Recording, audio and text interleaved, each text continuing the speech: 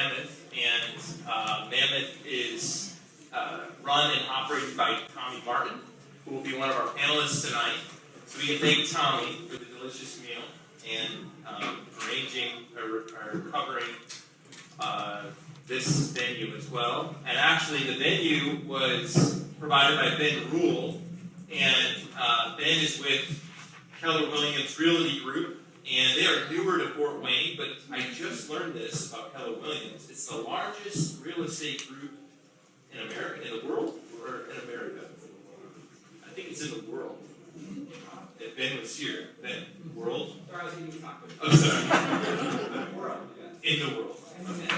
So, yeah. And a couple more sponsors as well. Shelton Financial Group. Nathan Shelton was at the door, and they're an ongoing sponsor, getting name tags and some of the arrangements. SIM handles some of our finances for this community as well. Of course, the meal was provided to you by Bravas, and who over is Julie Hurd, who's in the house tonight with her husband, Jeff. There she is. She is the ice cream provider, so in Columbia City. And then Gen D, which is also run by one of our panelists, Kara Bishop, is also the provider of our tech and doing some of the arrangements for the space tonight. So thank you, Gen D. And of course, I can't wait to introduce all of our panelists. We have a great lineup tonight. And our theme being on making faith-driven investments in generational and legacy companies. This is a theme that I think is close to home for a number of us here, and we have to be thinking more and more proactively about as our boomers transfer their assets to the millennials and Gen Zers that are also in this room. So we're looking to connect with both first generation and second generation entrepreneurs in and through this theme tonight.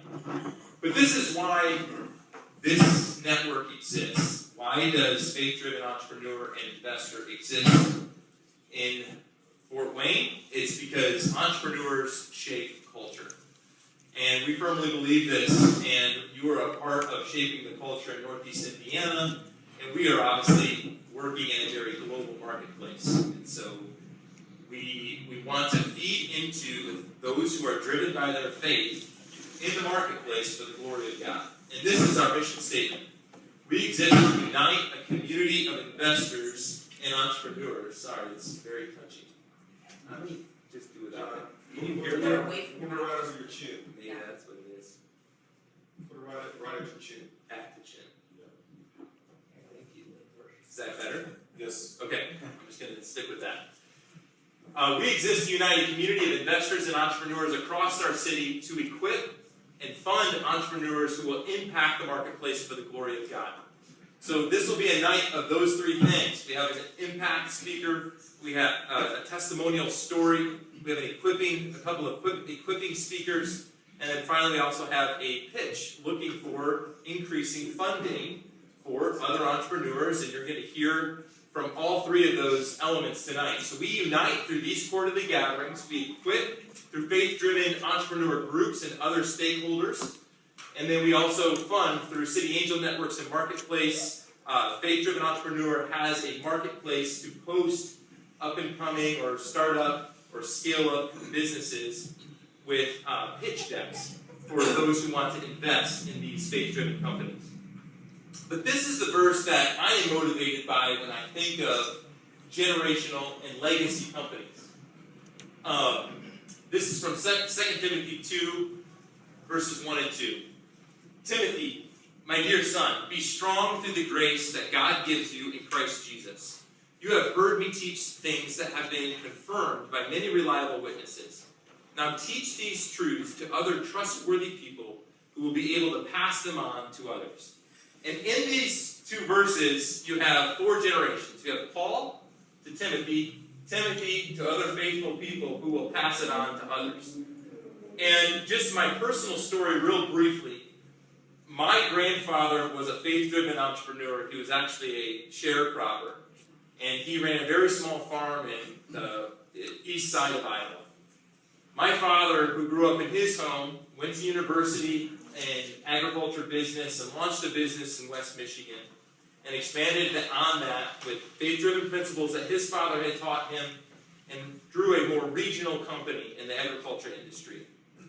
My brother bought that company, and he continues to carry on that legacy generationally. And I myself, I went to school for agriculture business and horticulture, and God called my family to Ethiopia, where we carried on the same principles that we were taught as young men raised in the same generational legacy, same home, heritage of faith, Christian faith, and I worked among Awi farmers in northwest Ethiopia. And for 7 years, roughly, and then we got into small business training and entrepreneurship. And this is the calling on my life, is to continue this kind of legacy, this kind of generational passing down of entrepreneurship that is driven by faith.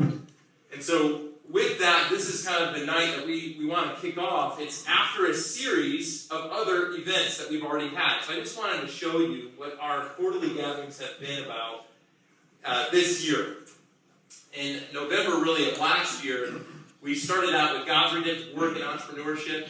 In February, this last quarterly gathering, we were at Utopian, and we had gaining faith-driven entrepreneurship and faith-driven investor traction in under-engaged communities. And again, engaged is capitalized to really help that really all the communities that we are representative of in this room have assets, have resources that are all too often under-engaged. And so we want to engage that and ignite that and equip those who are already there for the glory of God through entrepreneurship and investment. And so tonight, we're on to our theme tonight, and we'll continue. I just wanted to show you, looking forward, we have a lot of to be determined on these dates. And this is what we want you to populate. We want this community to start thinking about, well, who would be someone that could speak into our next title really is going to be November after the watch party, and I'll talk about that. But November's topic is faith-driven entrepreneurship and investment in places where Christ is least known. We're going to have more of an international event.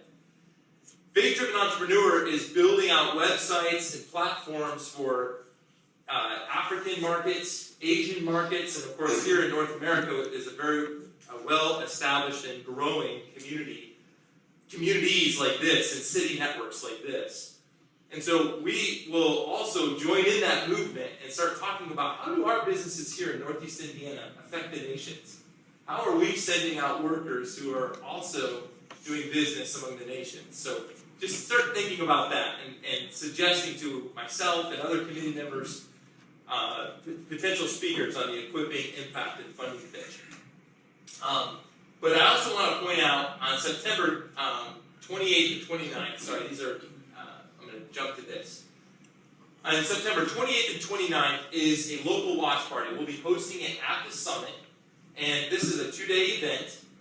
The first day is faith-driven entrepreneur, second day, faith-driven investor, and we will watch big national speakers speak, but we'll also have local speakers speak over the lunch hour. And we did this for the first time this past September, and it really was an intimate time. It was a quality, tons of learning, too much content, right?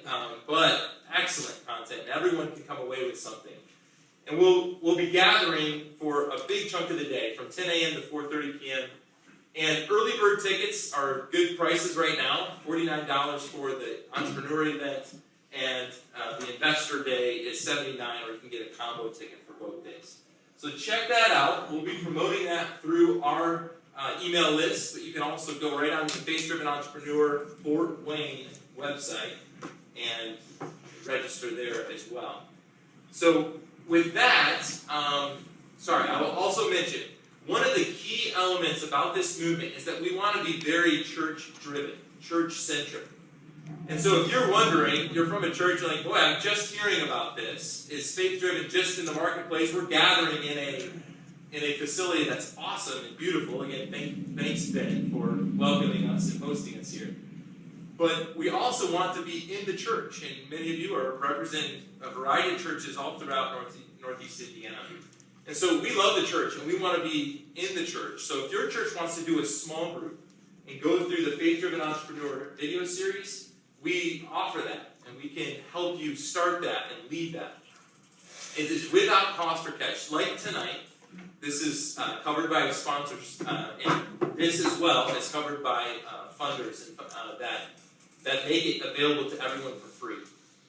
And again, we want these small groups. They can be in the marketplace. If you want to host one in your business, that's great.